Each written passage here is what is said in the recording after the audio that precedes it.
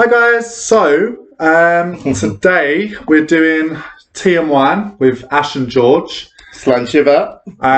Cheers. So he's on the wine and I'm on the chamomile tea, so I'm really on the hard stuff here. Please charge the battery is low. So rude, she always interrupts everything. Let's just keep it. Yeah. Let's just keep it. Very rude.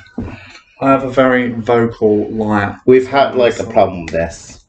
She just loves getting involved. Oh, she loves it. She cuts you up as well when you're talking. All the time. It's really annoying. It's coming from us. Oh. So, before anyone freaks out, calm your tits.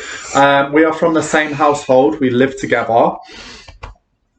We're in our own bubble. Bubble crew. Our own crazy little bubble going about. Yeah, we're in the same bubble crew. So, today we're going to do a talk, and we're just going to focus on little bits. At first, we kind of thought, let's do one that's entire, like all these different varieties. But actually, the more we spoke about it, the more it would be very lengthy in the subject. Yeah, it'd be too much. And it was like we were going to talk about, which will kind of still be like a series of videos. Yeah, and it's all about put away your toolbox and bring out your utensils. So it's about looking at folk practices in the way they used to be. So I know we're in such a new culture, relatively new culture, well, 50 years, of having special tools like wands and cauldrons and stuff like that. But which is fine. Yeah, nothing wrong with that. Oh, actually, a lot of folk magic makes use of what's around you. Yeah, and what is it freely available, and what's relevant. Yeah. So today we're going to talk about stones and crystals and minerals and all that kind of thing, and just different pointers and different sort of ways in which some of them can be used from different perspectives. Because we're both folk magical practitioners, but ultimately we still have very different ways in which we do things. We even have different terminologies. Like, I'm very comfortable with the term witch.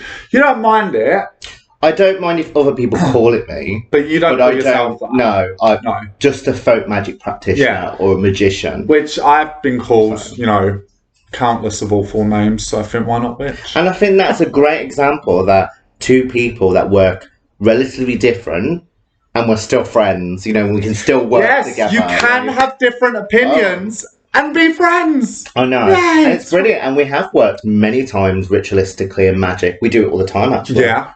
Any chance of magic we're there. We're addicted we'll to go, what do we need to do? Willow on Buffers. Go 1 week. 1 week without magic. We couldn't do it in a week, I'm afraid. We're just addicted to the magic. 1 week without magic in a lockdown. No, cannot do. Bye! So, today we are going to talk about stones.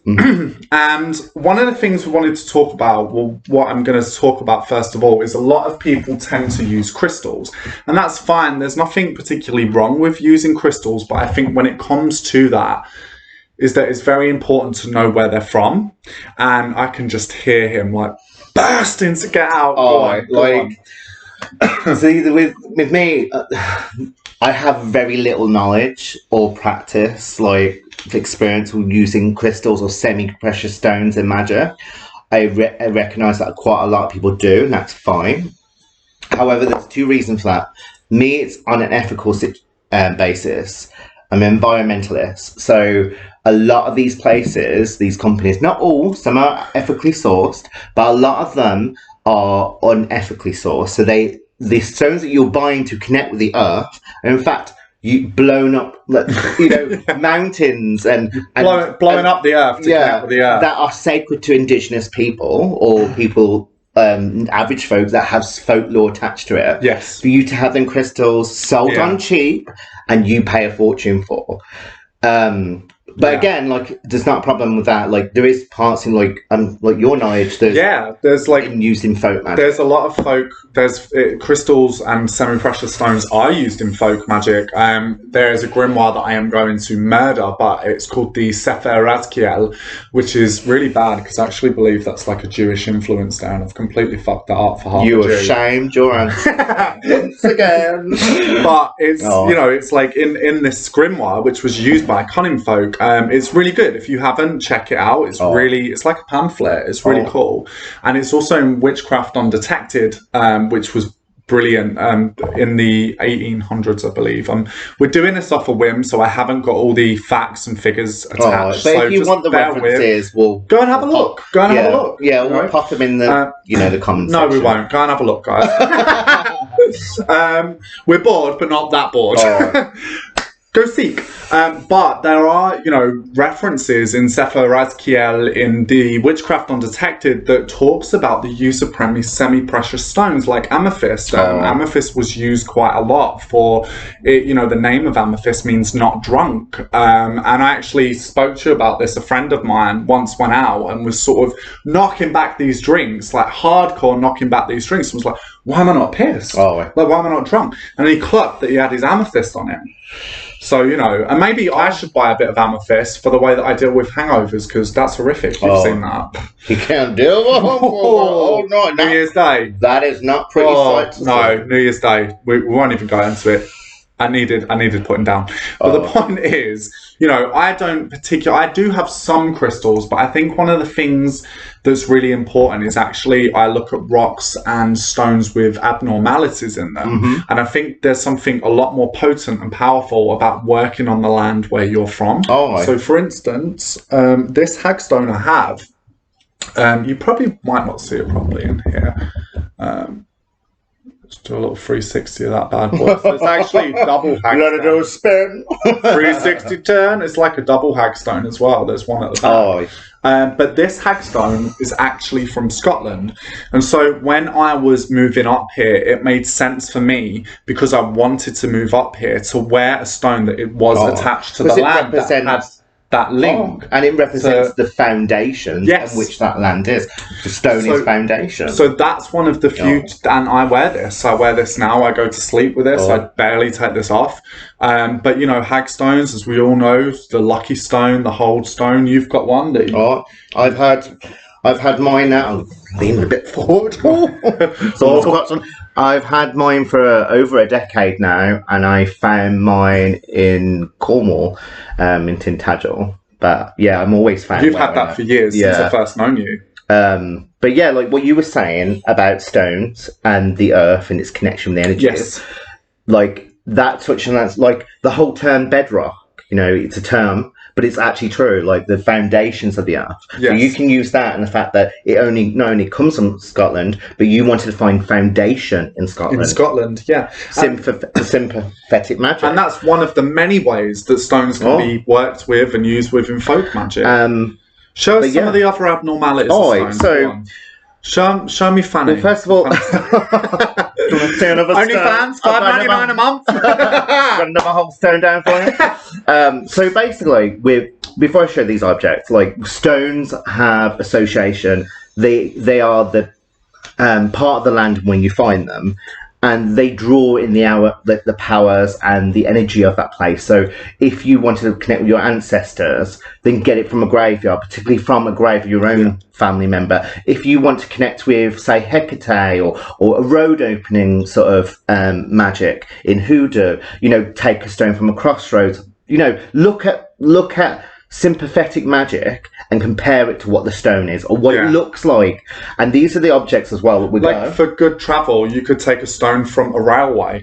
Just be careful of the fucking trains. But you could do that from a roadside for good travel. Sympathetic magic. Sympathia. So what I was going on to say, they can go and look and how it looks. So this was given to me by a good friend of mine, who was actually given to her from one of a friend who is also a practitioner. And this is what I use for people who are suffering with fertility problems or want to boost their sex life.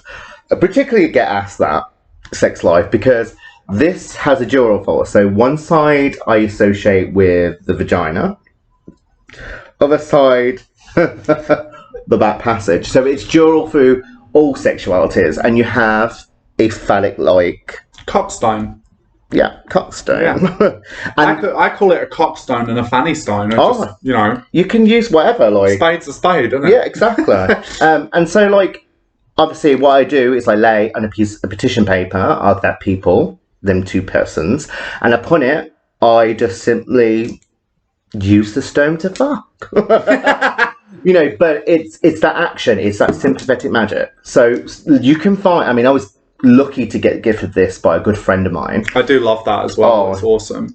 And it was good that. Well, I find it was great because it was then gifted to her from a practitioner. So we don't know how long it's been passed. And I always think in terms of fertility, there's no drawing the line because, you know, what fertility is creating something. So you could even go a step further for creating that job. You could go a step for creating something because if it's that conjunction of two things in that creation. Something it's birthing life. Absolutely. Even with Hackstones, you know, I've known people that have wrote petitions down on slips of paper and put it through the Hackstone to birth that petition. Yeah. I had another stone is a Dobby stone, or you have another term for it as well. Just a fairy stone, I've known it as. Yeah, or some people call it like Doobie stone or like Dobby stone. Dolmen stone as well. Dolmen stone. Dolmen. I used to call a joint a doobie, so calling it a doobie stone would be like, what? Oh, it's a bit weird. But a Dobby stone is basically a semi-hold stone. It is a stone that has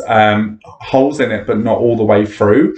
And one of the things that you can work with this and use this for is offerings, particularly offerings to the Fae. If you work with the Fae or ancestors, anything like that, people typically can put drops of water in them, drops of milk in them, that kind of thing. But yeah, a Dobby stone, meaning like a fairy stone, like a Dobby, like a little brownie kind of thing, like Dobby from Harry Potter.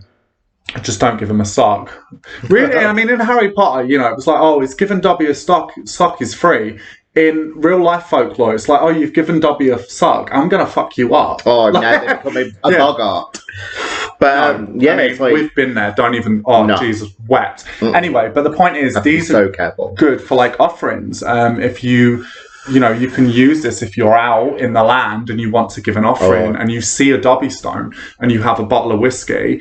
If you're a raging alcoholics like us and you carry whiskey with you at all times, Scottish tradition now, we've got to do it. Or wine. or even a flask of like Baileys. Winter solstice. What a morning. But the point is, like, you can use this. You could grab that and work with that and use that as an offering to the spirits of that place because it's from that place. Yes. Also, it's like what you can also, if they've found large ones and it's like more in the ground, then folklore says that water collected from these stones are good for like sore eyes, healing in general. You also have stones that are called, now I'm going to bastardize this, Balkan stones, which are basically, you see the tradition in the Highlands and mostly in Ireland, where they are natural hollowed out stones. And then people then use another additional stone and use a turning motion to either like curse the person or heal them, depending on the action that you do, or depend on the tradition that stone has connected to. So some of them are cursing ones and some of them are like blessing ones. I have like a stroking stone, and again, the stroking stones that, you know, a lot of people have come to know these days. Typically you have one for healing and one for cursing. The healing one tends to a lot of people they find that if it's quite polished and it's quite smooth, they can work with that. Do you know where I found my healing stone? I'm not even gonna lie, outside a shopping outlet where I used to work, and I was like, that's perfect. And was it outside a chemist? No, it wasn't. Which is another It was thing. outside a multi-purpose supermarket. I mean, I'm not going to go too much with that, but you know, but it works fantastically, and you know, stroking that healing influence towards someone. And some people have cursing stones, which typically they would imbue that stone with a lot of hate and use it as a foundation to hold on to that hate. Whenever they're really angry, they would like. Some people grab hold of it. I've never used a cursing stone, but this is stories that I've heard that people would grab hold of that stone. You know, when you're pissed off and be like, put all that anger into that, and and then sort of seal that because it's sealed inside that stone. And then when the time comes and they want to like smack a bitch, they'll like, you know, with the left hand to sweep that influence to someone, to sweep that anger, to sweep that hate, which, you know, if you're all hated out, it's quite good because you're like, put it in the bag, use it later on. Got a little stone with your name on it. Or you could just throw it at them. Throw it at their head. And stones. But it's like what you were saying as well. It doesn't matter where you find these things in the way it look. It doesn't matter. Like when you I joked about the chemist, but let's be realistic. And I'm also one to go with the modern times when it comes to folk magic. So if you wanted to heal someone, better to find a stone outside your local chemist or your doctor's surgery. So, or stone for prosperity, go to your bank. Yeah.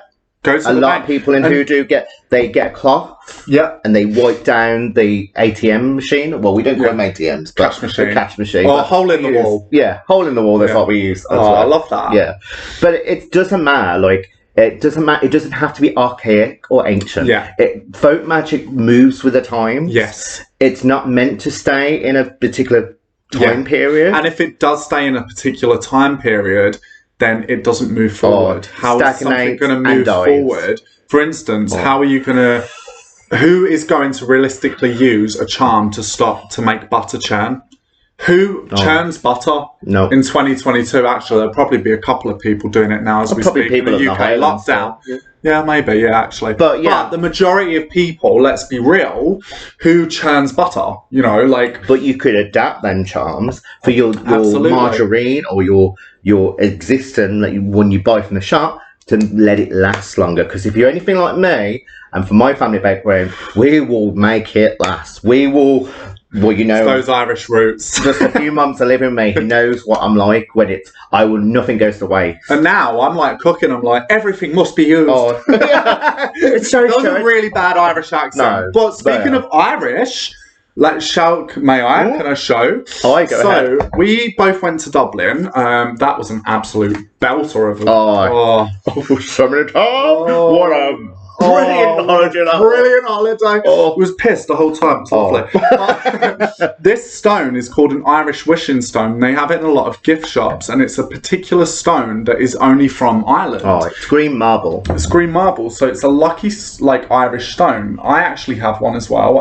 This is Ash's one, which is why I asked. But we're not really precious like that. No, get it? Precious stones. Sorry, but I love it. A lucky wishing stone, I have actually worked with this and put this in a vessel of water, and that's one of the other things. We haven't even spoke about this. There's a lot of accounts of cunning folk or British folk magicians and practitioners way back when that used to have vessels of water, be it normal water, water from a river, holy water, well water, which was really common, but then would input that stone into that water to imbue that water's power and then to utilize that either to a client or things like that. So I've actually done this before with this particular stone, and I've worked with this stone for finance and prosperity, put it in some water, dab yourself down. Yeah. Wipe your notes down. I washed the flat. I washed bank cards. Wipe your notes down. Brought that money in. Yeah. It brought that finance in, and or that job interview. Yeah, absolutely, because it's a lucky stone. Rub your hands with it, because obviously probably not now because of COVID. But rub your hands with the stone, get it all nice and warm, wrap it, and the next person you're going to shake hands with is the person your employer. Yeah. Rub it on your elbow. Elbow touch. But actually, no, we're joking, but I guess you could. No. Anyway, but the point is, elbows aside, this is something that is very good. They even have Scottish marble up here. They have marble that's made out of heather up here. In fact, there's a long tradition where marble is so distinct to different areas and countries that throughout the world, people are like, I need Italian marble. I'll only have Italian marble, or Spanish marble. This is, Irish marble. It's probably why the associations are green. Put aside, the shamrock is there. So this is the only marble that can be found. This specific marble is in Ireland, and actually, in the box, it's from the mountains of Galway. So there you go. As far as I know, and I've done my research, they are ethically sourced. I mean, I'm not surprised. It's Ireland. But that's me being biased. No. But again, there's another thing. You can work with fossils. We haven't even touched on fossils. You have so many different fossils, ammonite. That's literally a fossilized spirit. Devil's fingers. Yeah. Devil's fingers that were said to raise thunderstorms. Things like that. There are... there are so many different options other than just crystals. Sea coins. What they're called, sea coins. I actually got some. Should have brought one out, but they're useful money as well. Yeah, they're fantastic. And I always heard that I'd done a video on sea witchery actually, the sea coins, and you put them in the mermaid's purse. Oh, so like that's like a thing. But like I also just be careful borrowing money from beings. Though I will say that. Yeah, that leprechaun saga was a bit messed up. So anyway, try to avoid be borrowing money who from you're Faye borrowing from, asking, especially Faye. Like I've done money spells where unless you look at your contract, and the pact you have with that Faye, be very careful on what you ask for. Yeah, you do in anything really. So but it's not I mean, always what you ask. the Faye aside, I mean, there are I lost my train of thought. What was it? You was about using spirits like. For example, okay, so but I'm just going to go off from that. But another thing that a lot of people are very unaware of is quartz, and quartz is actually available in abundance everywhere. Unpolished and raw. And this is quartz in its natural form. Like this is quartz in its unpolished form. And I think I found that in Tintagel, not the same time as that, but a different time when I went with Brad. So. Basically, a little tip, if you want to find quartz and beaches, look where there's really tall cliff sides. Look for places that have caves. So likelihood, the water's going to crash upon the rocks and these little shards are going to fall off. So, and they can be confused, if you don't look, they can be confused as marble or, just white stones, but look for the glisten. Yes. Like, if you look at it, it glistens. It glistens. So you can't probably quartz. See it on the camera. But the other thing as well, quartz is actually, another place quartz is in abundance is graveyards, is a cemetery, because a lot of people put quartz stones, unpolished quartz stones on graves. So again, if you're going to do a working with the dead, or if that grave has a particular property, i.e. if you're wanting protection, and there is some quartz on the grave of a soldier, I mean, it stands to reason. It stands to reason, but always leave an offering. Always make sure you leave an offering, because you are working with the dead. Be respectful to that person's place of rest. In general. And just not even magically, just in general. Like, same you would in mundane ways. Yeah. Be respectful to the dead in magic. Yeah, like if you're going to go to someone's house, you bring a gift. That's what I was always taught. Bring wine. Yeah. But like, I'm sure wine would be more welcome than chamomile tea. But the point is, like, speaking of the sea as well, there is even like polished glass that you can utilize, like glass from the sea, and it's not a stone, it's glass, and it's been polished. But that is something that you can utilize. Even, I mean, this is going very, very basic with it and very vague. And I realise this, but we are doing this video on a whim. If something is like green and polished, and that to you feels lucky, and to you the sea is associated with abundance because there is so much of it, then why not put that in your wallet? Also, as well, looking at the sympathetic light way, it's been polished, it's been naturally polished. Use it for beauty. You can be polished. You can be beautiful. Aphrodite was born of the sea. So through Cronus's testicles, but they're cut off, and then the sperm mixed with the sea foam, and then there she was, and she was the goddess, the voluptuous goddess of beauty and love, and so there you go. You've got them two connections, and again, it's what we're talking about in these videos, which we're going to hopefully do a series of. Yeah, we will, because we are so bored. Yeah, we need to do something. That with folk magic, you can look at it in all different angles. You can look at its folkloric content. You can look at how it looks. It's sympathetic magic. Where it's from. Like, look, really, really in tune yourself in having that eye of sympathetic. And also, there will be... I'm not saying it right. There will be, so many more stones and minerals and objects associated with rocks, crystals, semi-precious stones, fossils that we haven't mentioned. These are just a very, very few amount. Like, we could talk about the toadstone. We could talk about, all these different things. Adder stones, we could talk about all these different... I mean, they're more mythical stones, aren't they? But we could talk about all these things that have... But there is so much more to I guess what we're trying to say is like pearls as well. Yeah. Although, again, be careful of store-bought pearls because that's becoming quite a problem ethically as well. But if you find one, brilliant. It comes from the mouth of the oyster, which is associated again with aphrodisiac. Aphrodisiac. It's Love. Aphrodite, love, beauty. So it's looking at these things, and it's like, and also when we go back onto action, it's like, for example, my Hackstone. There's ways and all throughout Britain and in Europe, you know, what you were saying about earlier, putting it in water, immersing it in water, using the water to bless, to heal, to curse. You know, one thing that I use my Hackstone for, it's not just a pretty piece that protects me and whatnot, and but also it's practical. So if I'm somewhere and I don't have something about me, then to bless something, then simply I'm getting water, whether it's bottled water from the tap, I'm pouring it through the stone thrice into another, and it's blessed. It's done.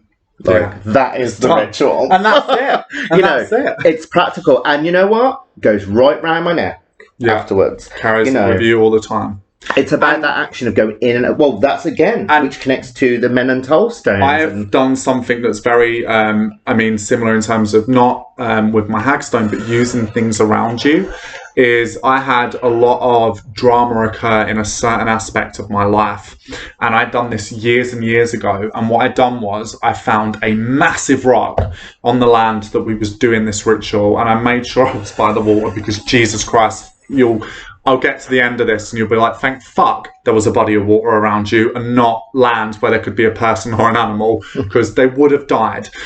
So I got like a massive rock, a huge rock, and what I'd done was I imbued that rock with all the drama, all the shit, all the negative stuff that was happening and how I felt about a certain thing and all the horrible yuckiness that had gone on with this particular area of my life. So it was, in this instance, this was years ago, but it was like family.